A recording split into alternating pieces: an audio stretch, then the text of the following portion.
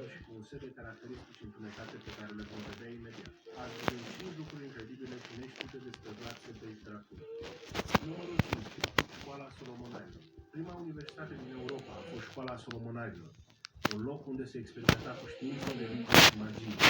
Bineînțeles, acest loc era ținut secret, iar după ce biserica l-a depistat și condamnat ca fiind loc de cult satanist, această școală a trebuit să se mute, ascunzându-se adânc în colii Transilvaniei noastre. Conform unor manuscrise, Vlad Țepeș a fost student aici timp de aproximativ un an. A învățat diverse lucruri interzise și taine întunecate, după care se spune că a ars-o din temelie, omorându-i de asemenea aproape pe toți acoliții și maieștii de acolo.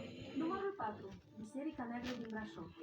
Pe vremea când orașul Brașov se numea Corona, iar tot ce se făcea în acest oraș era oameni... Uite, ne uităm după aia asta. Banii necesari construirii Bisericii Negre.